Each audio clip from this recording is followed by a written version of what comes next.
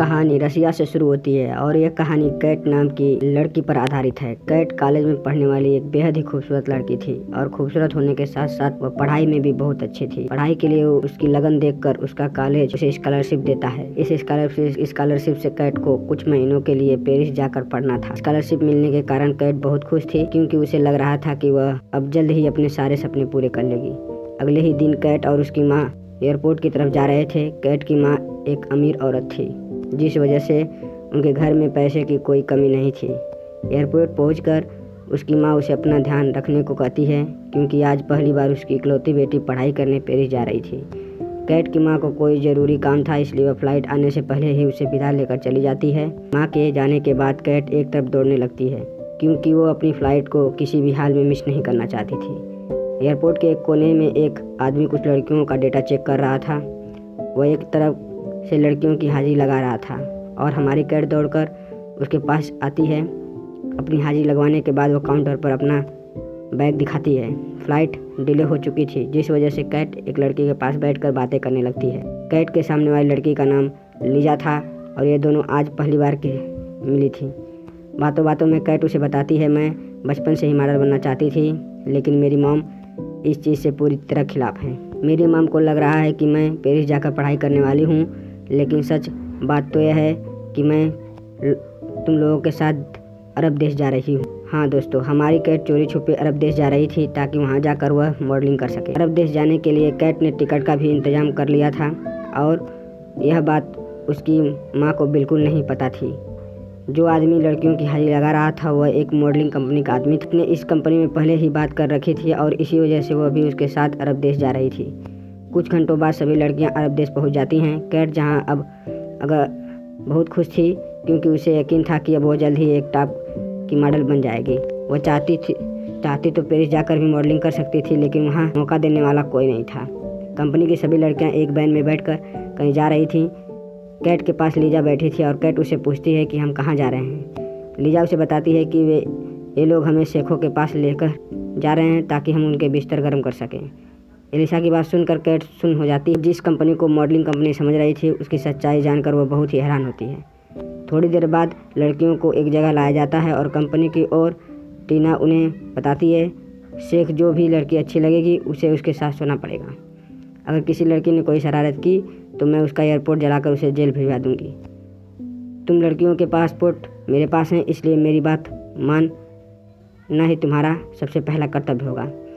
तुम्हारे लिए ठीक रहेगा कि तुम मेरी बात मानो। दरअसल टीना की कंपनी खूबसूरत लड़कियों को जाल में फंसाकर यहाँ लाती थी ताकि वह लड़कियों से गंदे काम करवा सके और खूब पैसे कमा सके। टीना की बातें सुनने के बाद वह सभी लड़कियाँ तैयार हो जाती हैं और वह लड़कियों को जल्द ही शेखों के सामने पेश किया जाता है और उस समय बिताने के बाद लड़कियाँ शराब पीने लगती हैं। जल्द ही शेखों का दरवाज़ा खुलता है और वह सामने खड़ी लड़कियों को ध्यान से देखते हैं। उसी समय क्या सोचकर कैट नाचने लगती है। किसी को समझ नहीं आ रहा था कि वह ये सब क्यों कर रही है और नाचते नाचते वह शेखों के पास पहुंचती है और जहां कैट उसे इंग्लिश में कहती है कि आज कुछ नहीं मैं कर सकती क्योंकि मेरा पीरियड चल रहा है। कैट की इस हरकत के कारण टीना बहुत गुस्सा हो रही थी और उसे अपने साथ बाहर लेकर आती है। उसे नई कैट पर जरा सा भी यकीन नहीं था इसलिए वे उसके कपड़े चेक करती है। कैट को सच बोलती देखकर टीना कहती है, तुम ये बात मुझे भी बता सकती थी और मैं तुम्हें यहाँ लेकर ही नहीं आती। तुम्हारी वजह से शेखों ने अब सभी लड़कियों को रिजेक्ट कर दिया है। उन्हें लगता है कि तुम में से कोई काबिल नहीं है जिसे कर रही हो, इसलिए तुम ऐसा क्यों कर रही हो। मैं तुम्हें मार पीट भी नहीं सकती। मैं आज ही तो हम सबको अपने अपने देश भेज रही हूँ। अब कहानी कुछ दिनों के बाद शुरू होती है। कैट, लेजर और भूरे बालों वाली गीना रसिया वापस आ गई थी। लेजर और गीना भी रसिया से ही थी और ये कई सालों से इसी घर में किराए पर रहती थी। कैट अपने घर नहीं जा सकती थी क्योंकि उसकी माँ को लगता था कि उसकी बेटी तो पढ़ाई करने के लिए पेरिस गई है। इस वजह से कैट भी इन दोनों के साथ रहने का फैसला कर लेती है ताकि उसकी माँ उसका झूठ पकड़ सके। एक दिन कैट और गीना लीजा मिलने उसकी गाड़ियों के शोरूम में जाती हैं। लीजा शोरूम में एक सेल्स गर्ल का काम करती थी और जहाँ का मैनेजर माइक उस पर जान छिड़कता था। जहाँ गीना का दिल एक गाड़ी पर आ जाता है और फैसला करती है कि वो पैसों का इंतजाम कर इस गाड़ी को खरीद लेगी। वैसे आपको बता दें कि लीजा और गीना अपनी ज़रूरतें पूरी करने के लिए किसी भी हद तक जा सकती थी। इन दोनों के कपड़े भले ही महंगे थे लेकिन उनका जिस्म बहुत सस्ता था। लीजा दिन में कई बार अपने बॉस के आगे कपड़े उतार देती थी और बदले में उसका बॉस उसे घर का किराया भरता था। गीना भी एक अमीर आदमी को रख रखी थी और वह गाड़ी के लिए पैसे उसी से मांगा करती थी। रात को कैट अपनी माँ से वीडियो कॉल करती है और उसे उन्हें बताती है कि मैं पेरिस में बिल्कुल ठीक हूँ। इसके बाद वह एक क्लब में मस्ती करने जाती हैं और वहाँ कैट की नई आदमी पड़ती है। दोनों पहले तो एक दूसरे को ध्यान से देखते हैं और फिर सैम उसे बातें करने लगता है। बातों बातों में वह गौर से कहता है, मैं एक शादीशुदा अमीर आदमी हूँ, अगर तुम मेरे साथ दोस्ती करोगी तो मैं तुम्हारा पूरा ख्याल रखूँगा।